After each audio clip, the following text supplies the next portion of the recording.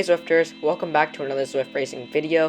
This is going to be the Zwift Insider Tiny Race series that I participated in on Saturday, and it is, for those of you who don't know what it is 4 races within an hour. Each of the races are around 3 to 4 miles long, so it takes around 8 to 10 minutes to complete, and the goal is to just have fun and get a lot of races in within the hour. And this is my first time doing all 4 races, so I'm going to be showing you all how it went, what I could have done better, and my plans for future Zwift racing.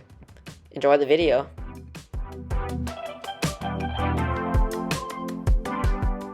This video is actually going to cover all 4 races so that I can get all of that coverage into one video. So it's going to be a bit of a longer video, but it is going to include all 4 races, and it is the final mile of each of the races. Some are a bit longer than others because of the finishes, but this is a really fast finish, and you can see that I'm already trying to move towards the front of the group to get better positioning for that finishing sprint. And at this point, it was like literally 7:05 a.m.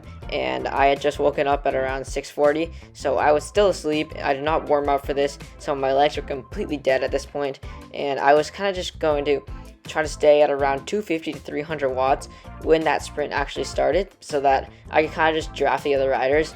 The ghost power up was not going to be much use for me, so I decided to just ignore that power up and just ride my own race. And you can see here that immediately I start my sprint, but riders are already passing me, and I'm already into the red. My legs are dead. I have nothing left already, and my legs are already super tired. You can see that riders are just passing me on, and they just keep passing me, so I decided that this is just not my race. It's a really flat finish, and there are races later on in the series that will suit me better, so I kind of just eased off on this one, and I spun my legs out for another 5-10 minutes to really keep my legs moving, to get my legs warmed up and ready for the next race. I finished the race in around 85th, but 73rd on the Zwift Power results, so it was not an awful result, but I definitely knew that I could have done better.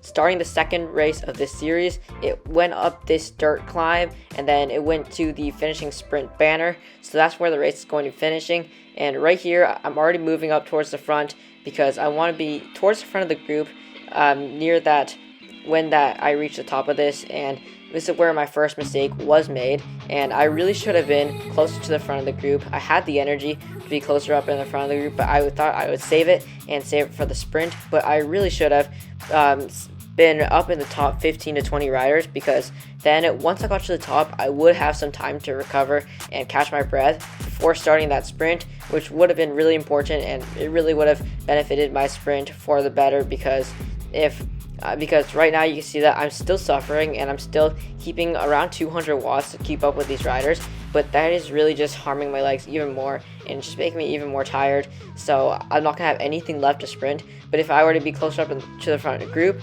I would have been able to just draft for this section of the course, and it would have given me some recovery before I had to turn on my aero boost and start this sprint.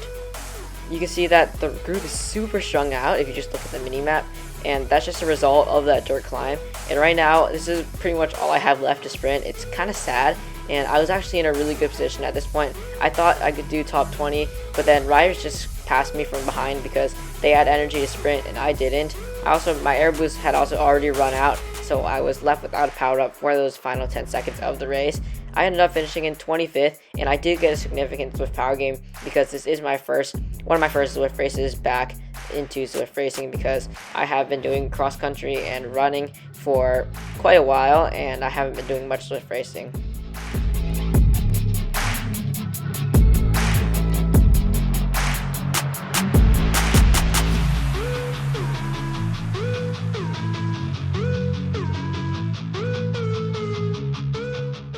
Into race 3, at the start I debated whether I should just chill on this race and then go all out on that final race, but I decided to just give this race a go because I thought maybe I had a shot at doing pretty well.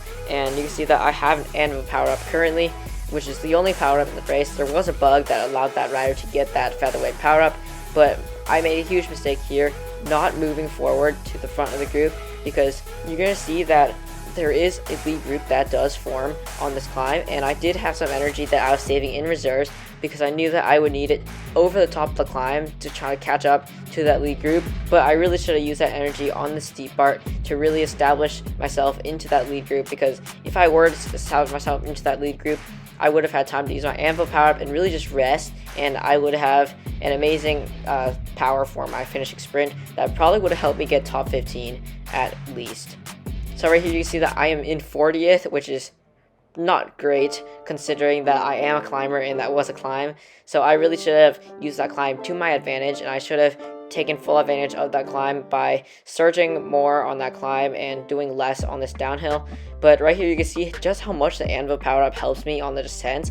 I'm going to turn it on right when the incline starts to go to negatives. So right about here is when I turn it on, and I just start flying down this descent, and I decided that I'm going to use this momentum to my advantage, and I'm going to try to catch some riders with that momentum. I hit 59 miles per hour, which is extremely fast, 3 miles per hour off from 100 kph for those in the metric system. But right here I start to surge up to around 200 to 300 watts because I know that I can pass a lot of riders here using my momentum. I'm still going almost 50 miles per hour, now down to 45, but I'm just flying past riders right now.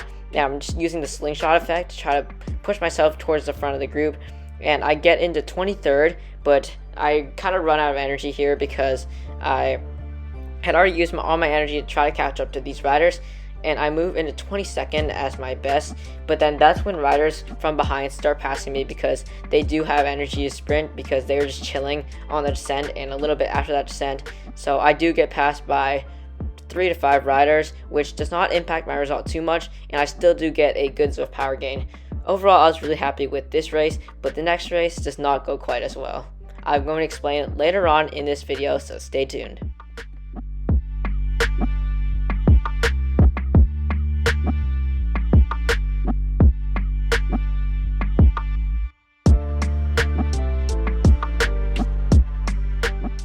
Race 4.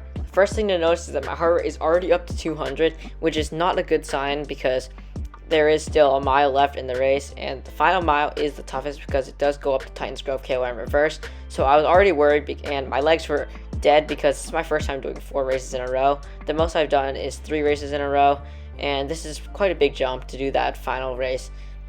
So we're about to head up that Titans Grove KOM, and I thought I had a pretty good shot, but when I started to stand up for this climb, my legs were just refused and they had nothing left in them.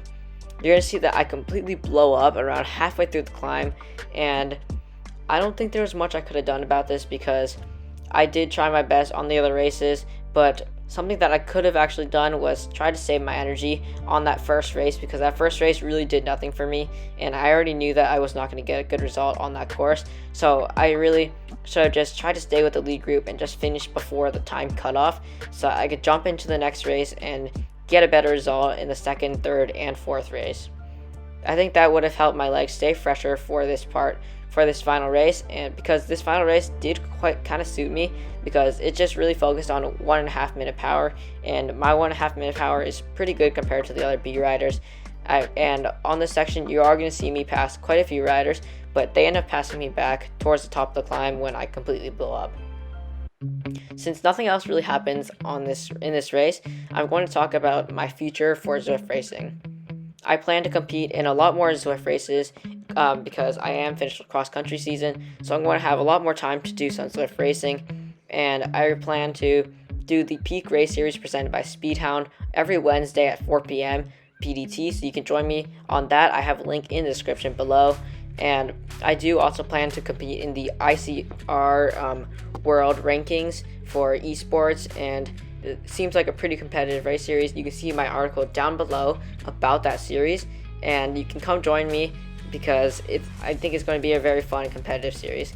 I'm also going to be doing the TFC Mad Monday series every Monday, so you can watch out for me in that race, and I'm going to be racing high-end Bs on Mondays at 5 p.m. PDT, so the Americas time zone. Thank you all for watching. See you all next time, and ride on.